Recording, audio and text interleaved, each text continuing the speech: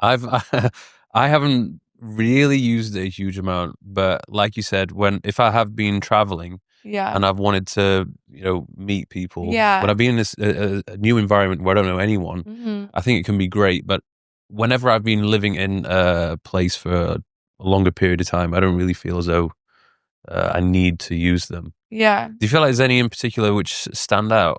Like which ones Yeah. would be better to download? Because from what I've experienced in different regions, different apps tend to be like the thing. Yeah, spot on. So it really depends on where you are. Different cities, different countries, certain apps are more popular, and you really want to use the app that the most people are using because it's a numbers game. Mm. And that's how I feel about apps generally, is how you described using them is the best method. It's good to know how to use a dating app, to have a good profile, to fire it up as a way to meet more people. But if you are relying on online dating as the means to your dating life, you're probably not going to have a really great dating life. Yeah. You need to get comfortable approaching women, meeting people in person, building social circles and community. You're just going to have better options that way. Mm.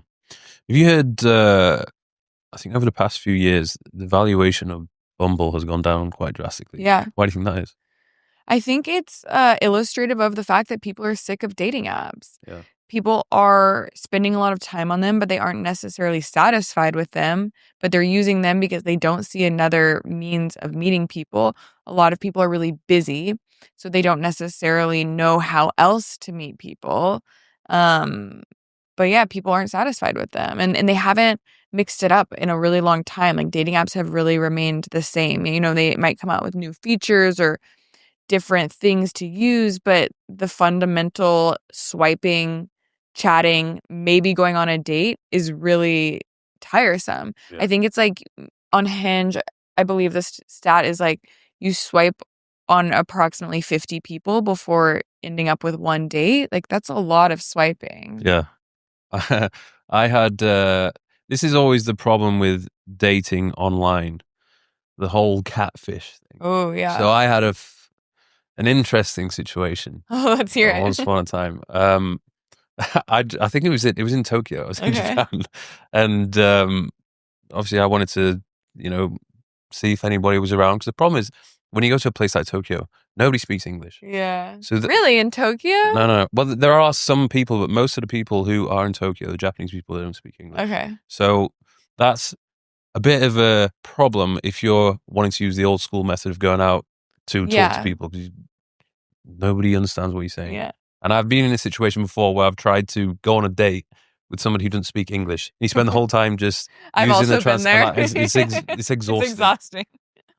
So anyway, I was going through Bumble. There was some potential, you know, women that looked quite interesting. So there's a few that I swiped on, and then one swiped back, and we agreed to meet. Mhm. So anyway, we came to the point where she was going to meet at the lobby of the hotel.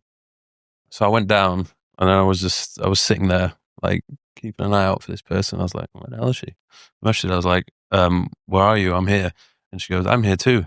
I was like, and I saw this person next to me on the phone, and she did not look anything like the Were person the who. photos even of her, or Yes, like but like heavily, heavily edited? edited. Yeah, that's a problem with apps. So yeah, I was faced with a bit of a dilemma as whether I should just get up and leave, but she obviously probably would have recognized me at some point if I was to get up. So I Mhm. just politely said hello and kind of, I think we we went for one drink, then I made up some excuse to leave. Yeah, But what was different about her than her photos? everything, like literally everything.